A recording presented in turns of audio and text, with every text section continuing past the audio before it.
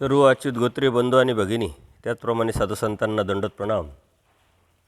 सर्वज्ञ श्रीचक्रप्रभूंनी या सृष्टीवरती अवतार घेतल्यानंतर या जीवाच्या हिताकारणे, भल्याकारणे, अयोग्य जीवाला योग्य करून ज्ञानाला व प्रेमाला पात्र करण्यासाठी परमेश्वराने ज्या अनंत लीळा केल्या, त्या अनंत लीळांमधून आपल्याला जो समज, बोध आणि जाणीव करून दिलेली आहे, तो समज, बोध, जाणीव आपल्या जीवनात उतरून आपण परमेश्वराला प्राप्त करण्याचा प्रयत्न करत आहोत. परमेश्वर पैठणला आहे. पैठणला असताना आता आचार्य बाईसा ह्या रुद्रपूरला देवाने पाठवलेले आहे आणि देव तिथंच थांबलेले आहे. त्यानंतर भट आणि बाईसा हे रुद्रपूरवरून सरळ ढोरेश्वरला येतात. देव आता ढोरेश्वरला आहे. भटोबास बाईसा परमेश्वरापूरहून सरळ ढोरेश्वरला आले आणि ढोरेश्वरला आल्यानंतर त्यांची भेट होते. भेट झाल्यावर सर्वज्ञांनी भटोबासांना विचारलं, वानरिया, तुम्हाला मूळ व्याधीचा त्रास होता, त्याचं काय झालं? कारण जाताना आचार्यांनी सांगितलं होतं की मला मूळव्याधीचा त्रास आहे. देव म्हटले, तुम्ही तिथून या, तुमचा तो मूळव्याधीचा त्रास आम्ही घालू. आणि त्या अनुषंगाने देवानी स्वतःच विचारलेलं आहे आता तिकडून आल्यानंतर की तुम्हाला जो मूळव्याधीचा त्रास होत होता त्याचं काय झालं, आता त्रास होतो आहे का? त्यावर भटोबास म्हणाले, जी आता मला त्याचा त्रास काय होत नाही म्हटले. आता देवाने कोणत्या प्रकारचा उपाय केलेला नाही आहे, काही जादूटोणा केला नाही किंवा काही औषध दिलेलं नाही आहे. फक्त एक देवाने त्यांना जे ट्रेनिंग दिलं, जो बोध, समज, जाणीव करून दिली, त्या अनुषंगाने असन्निधानात बाईसांसारख्या पात्राची सेवा, रुद्रपूरला पाठवून गोविंदप्रभू बाबांचे अवताराची सेवा, आणि ती गेल्यानंतर त्यांचा जो मूळव्याधीचा त्रास आहे तो पूर्णपणे गेलेला आहे. ते आल्यानंतर भटोबास देवाला सांगतात आणि मग देव अत्यंत महत्त्वाचं या व्याधीच्या अनुषंगाने आचार्यांच्या निमित्ताने आपल्याला तत्त्वज्ञान सांगताय की धर्मवासना तुझं ठाई असे तो बदिती, म्हणजे तुमच्या मनामध्ये धर्मवासना असेल, धर्माविषयी प्रेम असेल, आपलेपण असेल, लागलेपण असेल, आणि ते आपलेपणातून परमेश्वराने सांगितलेले म्हणितलं जे आहे ते तुम्ही जर करत असाल, अर्थात परमेश्वराला स्वीकारून परमेश्वराने सांगितलेलं समर्थवादावरती निष्ठा ठेवून जर तुम्ही त्या आचरणावर असाल तर तुम्हाला कोणत्याही प्रकारचा त्रास होणार नाही. तो न बदिती म्हणजे कोणत्याही प्रकारचा त्रास होणार नाही. तुमते महारोग न बदिती, तुम्हाला कोणत्याही प्रकारचा आजार होणार नाही. आणि आजार हा जो आहे हा आपला मानसिक असतो, शारीरिक असतो, बौद्धिक असतो. त्याप्रमाणे परमेश्वर सांगतात की कर्मसवा जो भोग आहे, तुम्ही जो कर्माने मिळवलेला आहे तो मात्र तुम्हाला होणार नाही.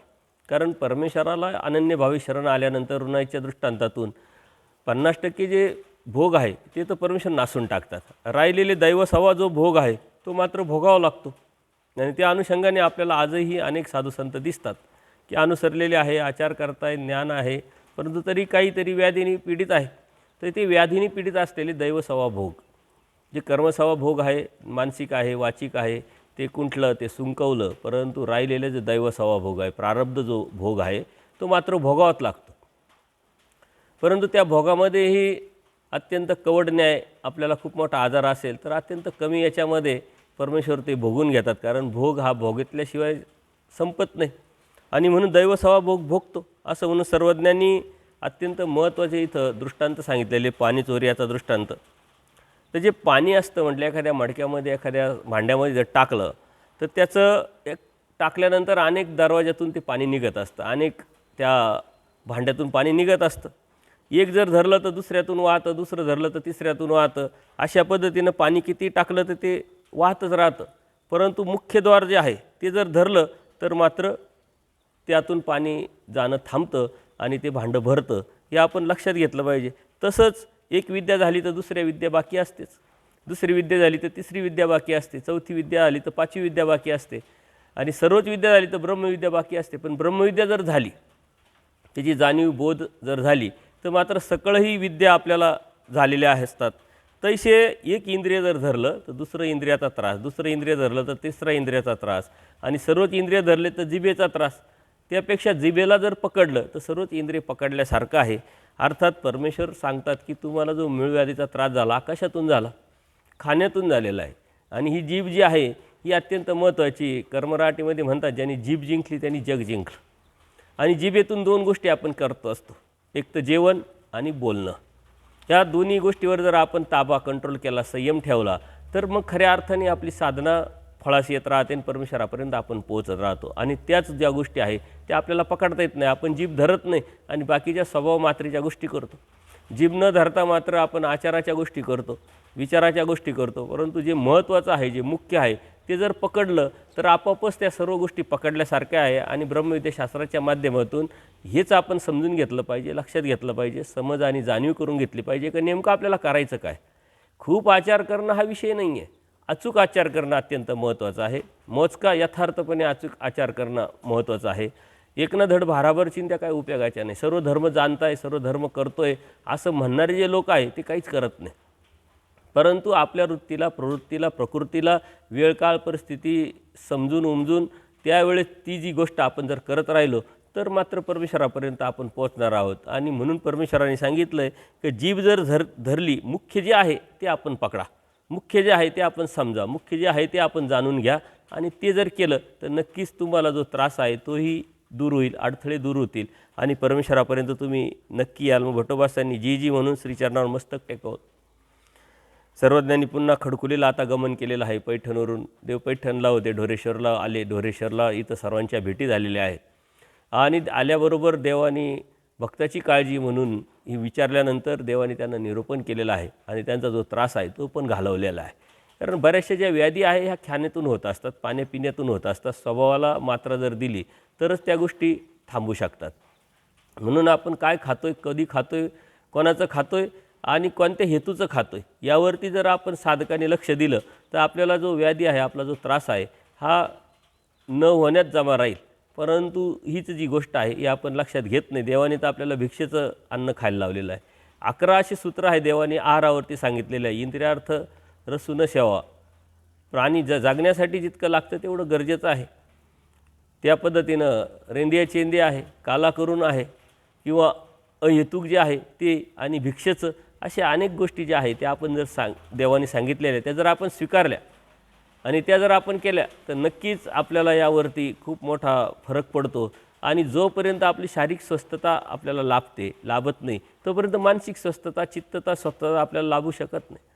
मानसिक स्वस्थता, चित्ताची स्वस्थता असेल तर स्मरण कराल, तर आपण चिंतन कराल, तर आपण शास्त्राभ्यास करू, तर आपण आचार विचार करू. परंतु थोडं जरी डिस्टर्ब असेल आपण तर आपण काहीच करू शकत नाही. म्हणून परमेश्वरांनी आचार्यांच्या माध्यमातून आपल्याला जिभा पकडायला लावलेली आहे. मग बोलण्याच्या बाबतीत तारतम्य असतं पाहिजे. कोणत्या ठिकाणी काय बोलावं, कोणत्या ठिकाणी काय सांगावं हे जर आपल्याला सेन्स नसेल तर आपल्या त्या बोलण्याला काय अर्थ नाही. म्हणून निसर्गाने सुद्धा आणि परमेश्वराने सुद्धा आपल्याला 2 कान दिलेले आणि तोंड एकच आहे. याचा अर्थ काय होतो की ऐकणं दुप्पट झालं पाहिजे आणि बोलणं कमी झालं पाहिजे. परंतु आपलं उलटं आहे, आपण ऐकतो कमी आणि बोलतो जास्त. त्यातून अनेक अडचणी निर्माण होत राहतात, प्रॉब्लेम्स निर्माण होत राहतात. आणि जेवणाच्या बाबतीत तसंच आहे. निसर्गाने आपल्याला सांगितलेलं आहे, आपण जर विशिष्ट जेवण करत असताना ते शरीरच आपल्याला सांगत असतं की आता बस झालं.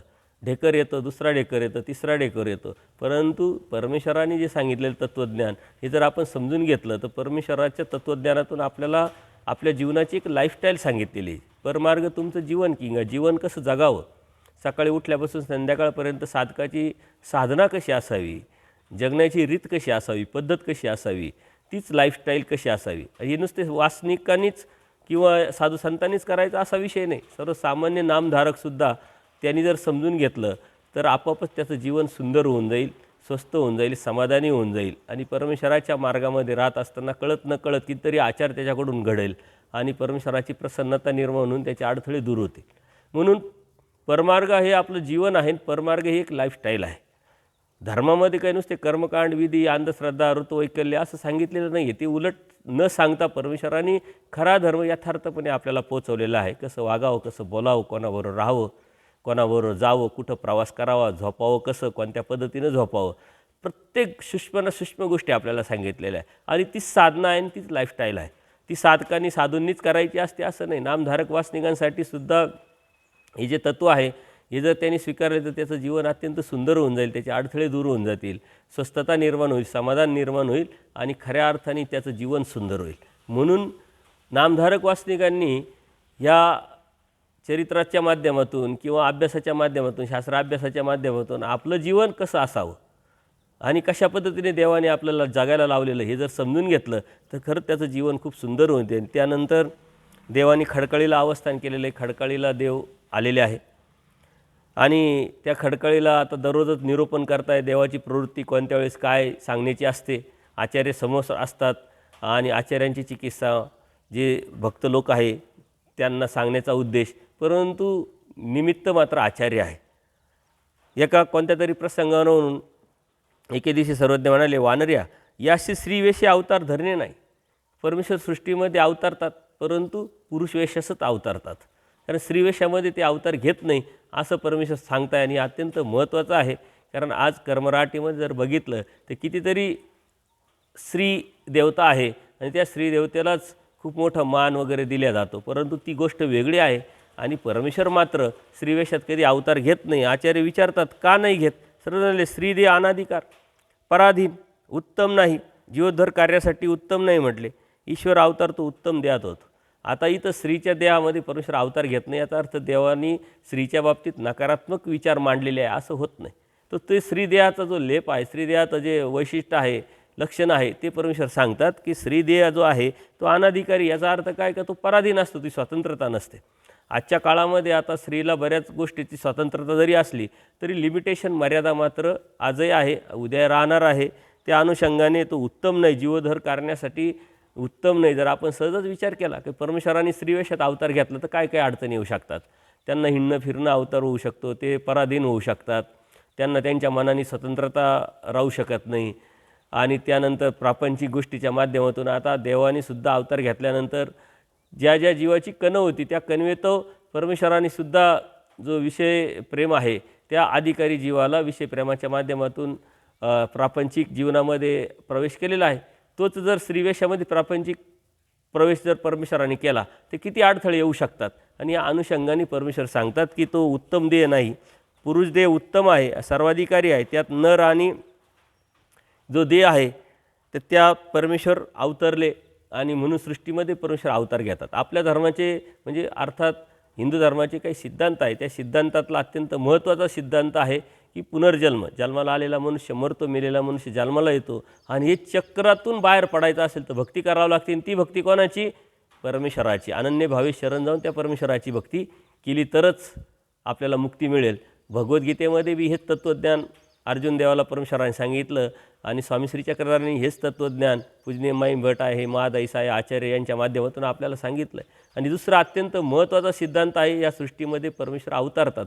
परंतु ते सृष्टीमध्ये जरी परमेश्वर अवतारत असले तर मग कसे अवतारतात, कोणत्या पद्धतीने अवतारतात, कोणत्या प्रकाराने अवतारतात, हे जे नॉलेज आहे, जे ज्ञान आहे, हे आपल्याला माहिती असलंच पाहिजे. आणि ते जर आपल्याला माहीत असेल तर परमेश्वराच्या समर्थवादावरची निष्ठा, परमेश्वराविषयी आवडी आपोआपच आपली निर्माण होईल आणि आपण त्या तत्त्वज्ञानावरती चालत चालत परमेश्वराला प्राप्त करण्याचा आपण नक्की प्रयत्न करत असताना परमेश्वराचं सहाय्य होईल. म्हणून परमेश्वर या आचार्यांच्या माध्यमातून प्रवृत्तीनुसार, त्यांच्या कन्वेनुसार, योग्यतेनुसार हे तत्त्वज्ञान सांगत आहे. तर हे तत्त्वज्ञान आपल्याला सांगत आहे आणि म्हणून ते आपल्याला माहिती असलं पाहिजे. त्यानंतर एके दिवशी असा सर्वज्ञांचा दुपारचा पूजा अवसर झालेला आहे आणि त्यानंतर ज्यांचं आगत स्वागत करावे अशा सन्मानाने एक अन्य साधू, म्हणजे परमेश्वर आहे, परमेश्वर असताना अनेक सद्भक्त देवाच्या दर्शनाला येतात, असे अन्य साधू पण येतात. त्यांची श्रीमूर्त पाहिल्यानंतर आकर्षित होतात, ते दर्शनीय असतात, बोध नाही परंतु काहीतरी कणव असते. अशा पद्धतीनं एक साधू आले आणि देवाने त्यांची चांगलं आगत स्वागत केलं. जनमानसावर प्रभाव असणारे असे एक अन्य महात्मे सर्वज्ञांच्या दर्शनाला आले. त्यांचं नाव नृसिंह दास होते. त्या सर्वांनी त्यांना फार आदर करायला लावला गोष्टीमध्ये. आणि ते बोलता बोलता मग आता ते बसले समोर, देवाच्या समोर बसल्यानंतर देवाने आदर केलेला आहे, त्यांना काहीतरी बोलावं असं म्हणून त्यांनी सुरुवात केली की पूर्वी जैनांनी बौद्धांनी वेदाचं उच्चाटन केलं होतं म्हटले. आता तसं काही देवाला काही माहीतच नाही आहे. आणि हे अन्य जे साधू आहेत त्यांना असं वाटतं की आता त्यांना माहीतच नाही, बोधच नाही आहे, त्याच्यामुळं मला काहीतरी येतं आहे अशा उद्देशाने त्यांनी सुरुवात केली का जैन आणि बौद्ध यांनी वेदाचं उच्चाटन केलं होतं.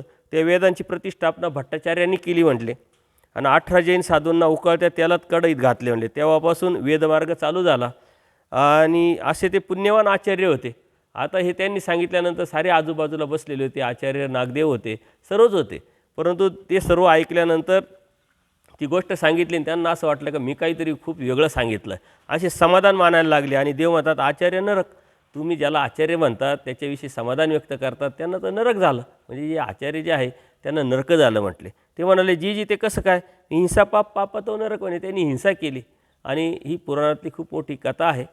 अनेक ठिकाणी देवानी तिचा उल्लेख केलेला आहे की ज्यावेळेस हे जे भट्टाचार्य होते हे वेदोक्त ब्राह्मण ज्ञानी आचार्य होते हिंदू धर्माचे, आणि त्याच्यावेळी जैन आणि बौद्ध हे निरीश्वरवादी.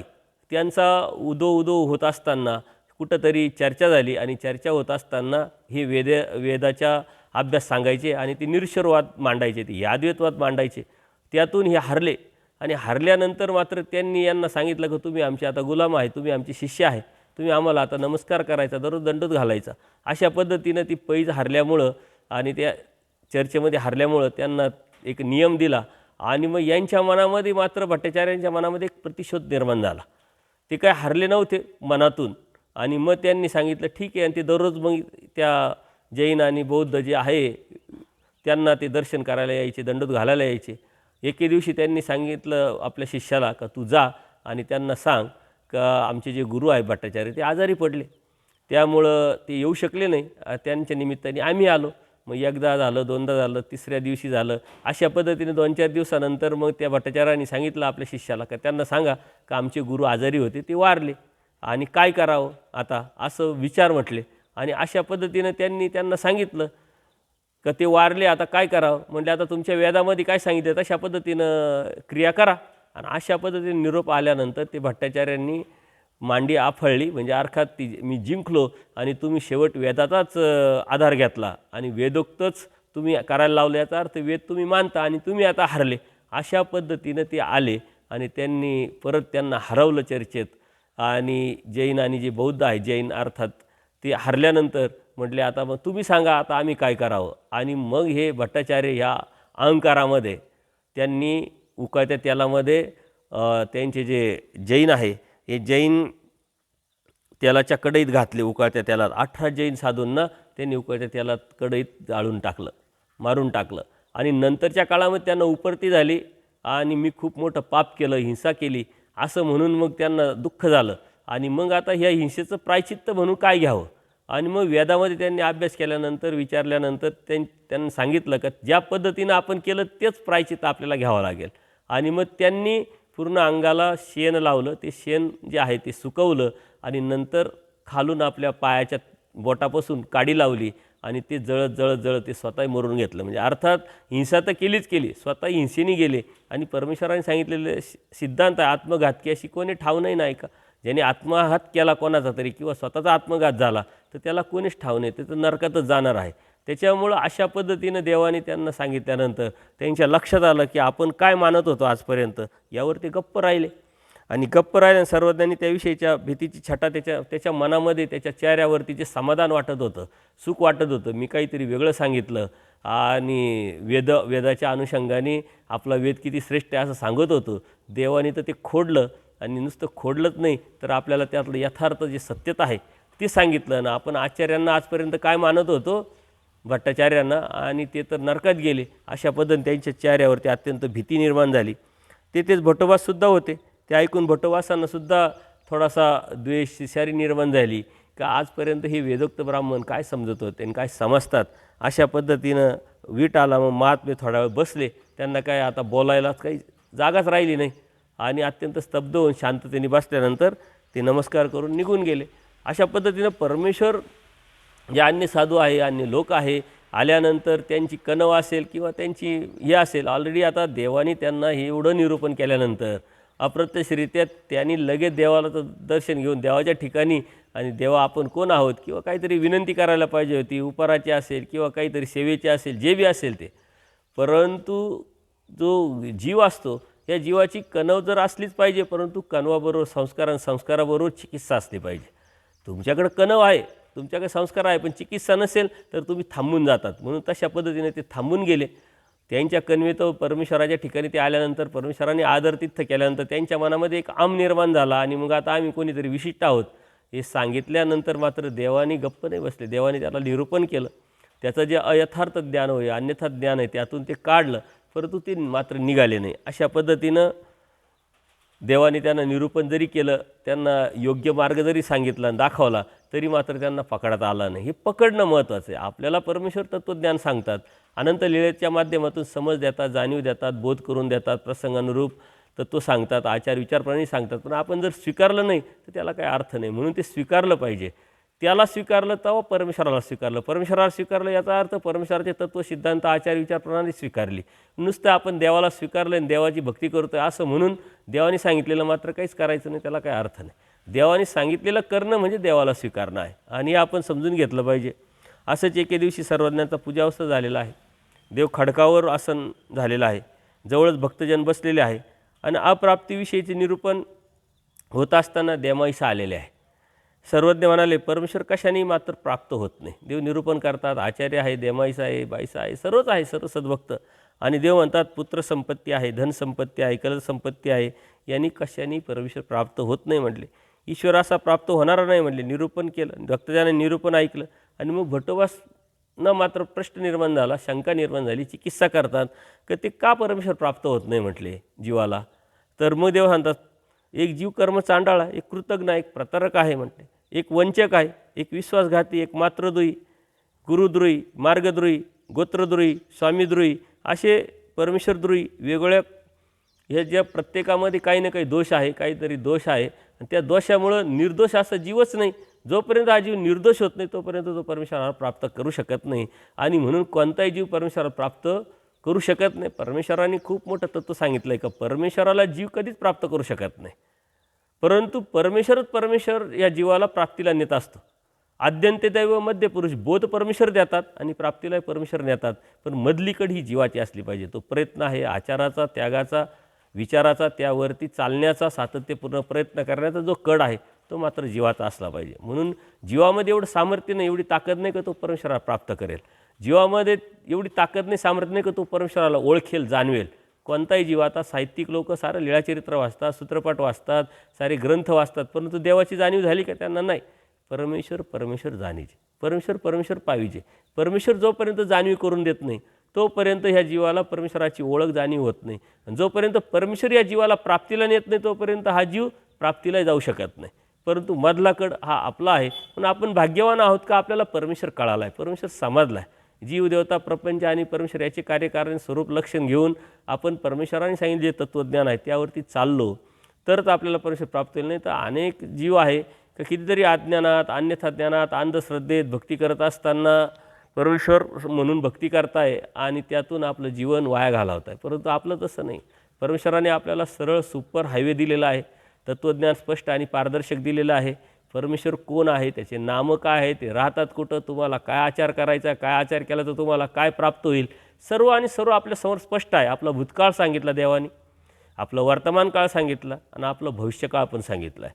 असा आपला एकच धर्म आहे का तिथं भूतकाळ की आपण होतो कुठं, मायाच्या तमात आलो, कसं, कोणी आणलं, कशासाठी आणलं, आणि येताना मग 4 कर्मफळामध्ये कसं गेलो आणि तिथून जन्ममृत्यू करत करत इथपर्यंत कसं आलो, आपला मूळाधिकार कसा तयार झाला. आणि त्यातून परमेश्वराने आपल्याला बोध दिल्यानंतर आता ही जाणीव झाली आणि ही जाणीवीनंतर जे तत्त्वज्ञान सांगितलं आहे ते तत्त्वज्ञानात आपण वर्तमान काळामध्ये जगलो, व्यवस्थित राहिलो, आचार त्याग वगैरे केला तर भविष्यकाळात तुम्ही कुठं जाल, कुठं तुम्हाला आम्ही घेऊन जाऊ हे पण स्पष्ट आहे. म्हणजे एवढं पारदर्शक स्पष्ट तत्त्वज्ञान फक्त आणि आपल्याकडंच आहे.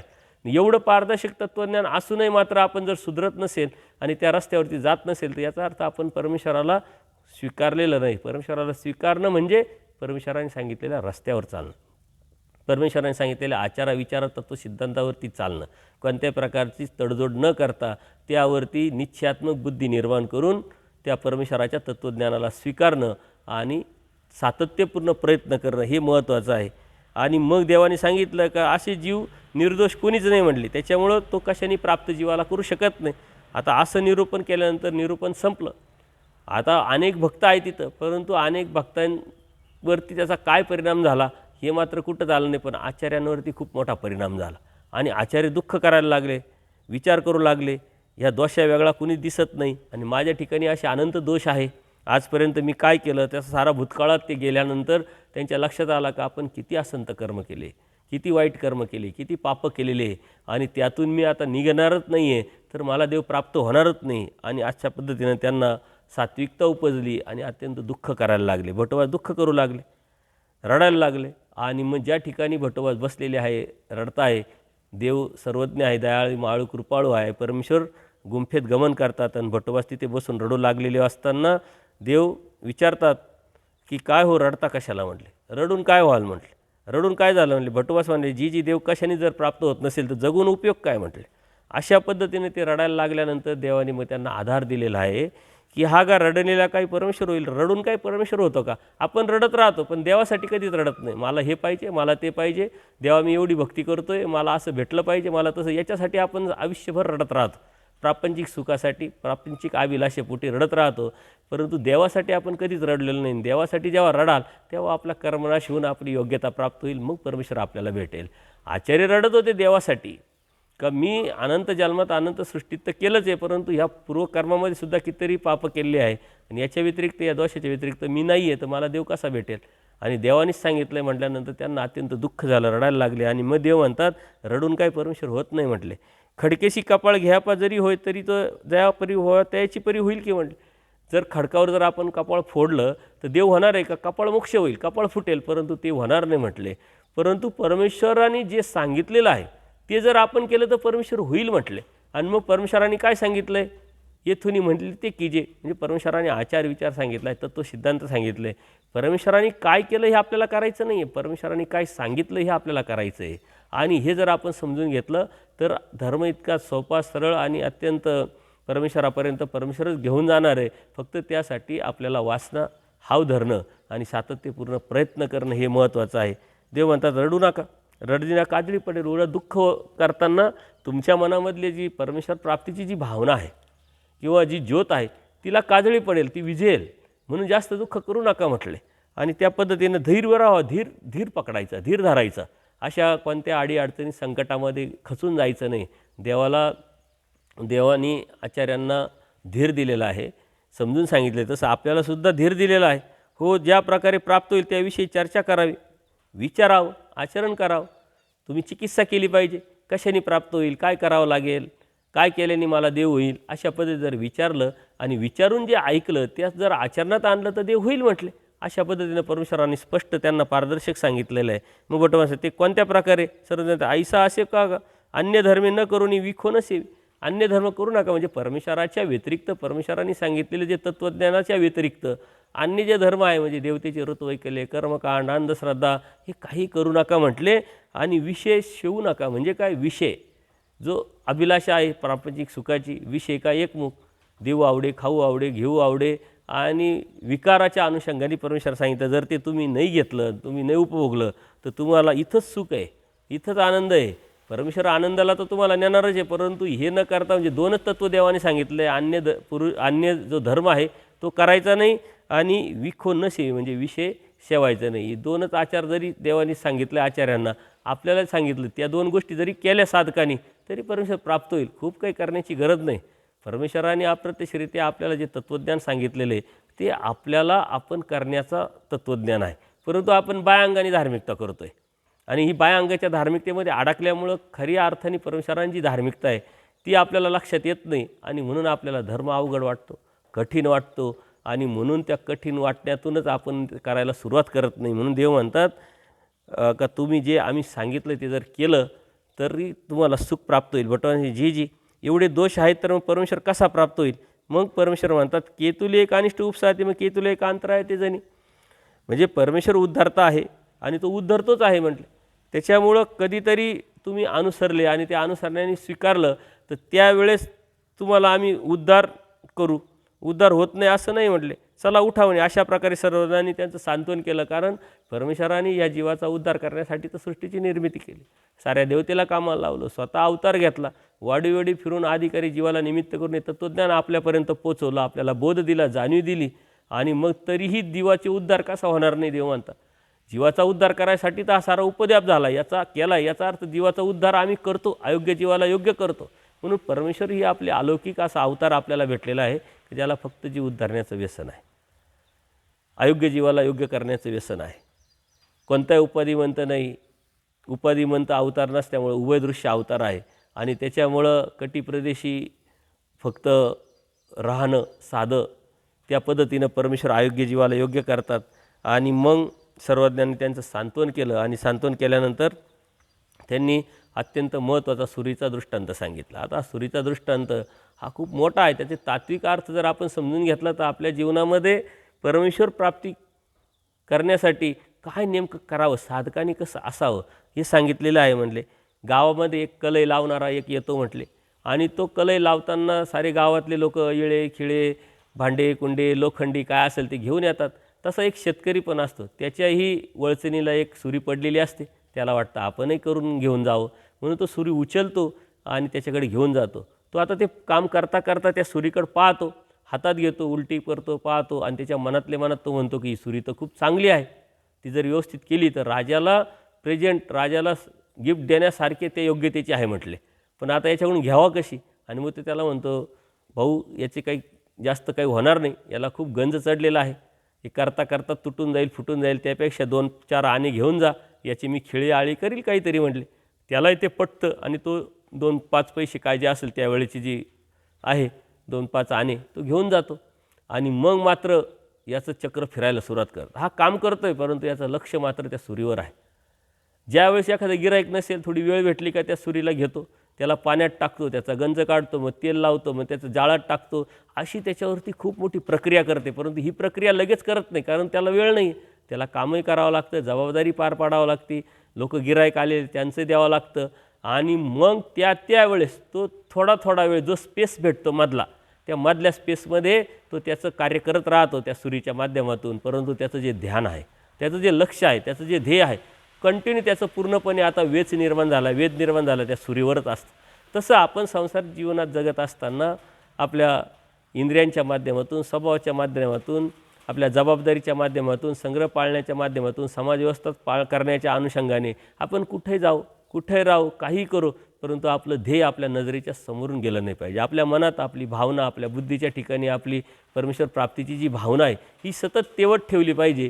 आणि कुठे जाऊ, कशी राहू, कशा पद्धतीने राहू, ते मात्र आपल्या समोर असल्यामुळं आपल्या डोक्यात तेच सारखं सतत भेटत राहिलं पाहिजे. आणि जेव्हा स्पेस भेटेल, जेव्हा वेळ भेटेल, तेव्हा फक्त आणि फक्त परमेश्वराच्या शास्त्राचं चिंतन, अभ्यास, स्मरण, चतुर्विध दुःख आपण केलं पाहिजे. परंतु आपण इकडं आलो की इकडंच अडकून जातो. ही जबाबदारी आहे, समाजव्यवस्था आहे, संग्रह पाळणं आहे, त्यातच अडकून जातो.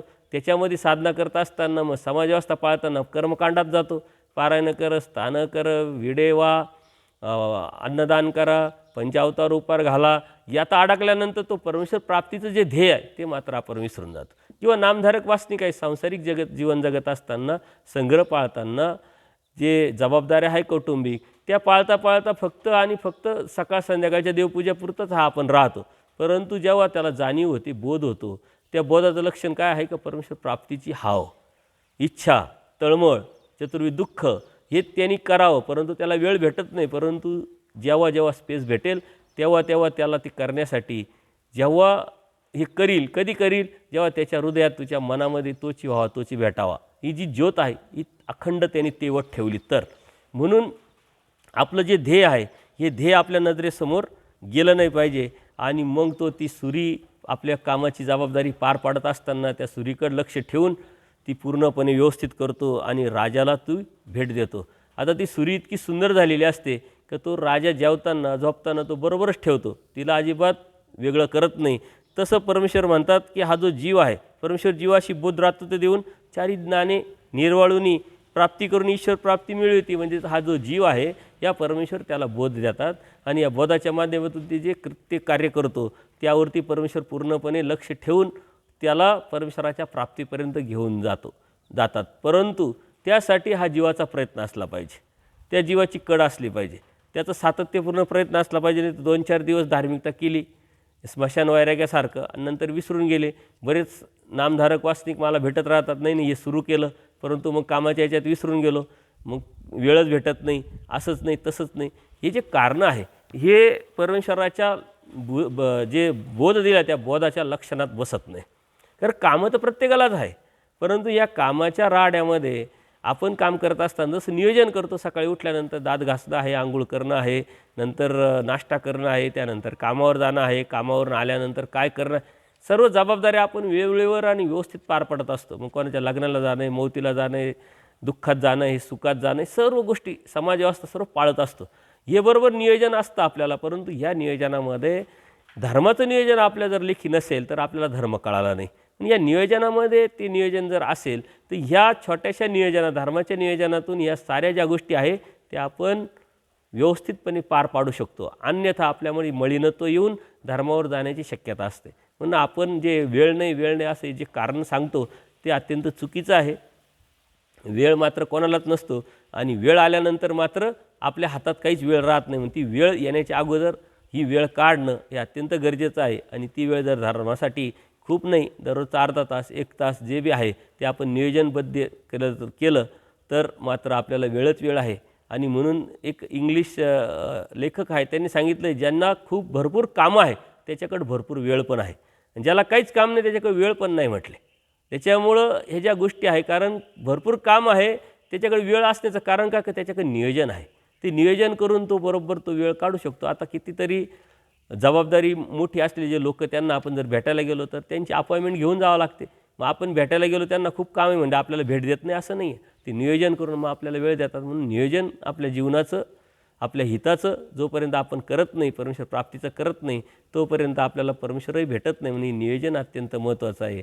आणि हे नियोजन कोण करेल, की ज्याला खरंच परमेश्वराची प्राप्ती करण्याची इच्छा आहे, वासना आहे, आपलं हित ज्याला कळालेलं आहे. त्याच्यामुळे नियोजन हे अत्यंत महत्त्वाचं आहे. देव म्हणतात, त्यानंतर देवाने परत त्यावरती प्रक्रिया सांगितलेली आहे. जसं आपले कपडे, आपण कपडे धुतो, मळालेले कपडे घालायला कधी योग्य होतात, झटकून आपण घालत नाही.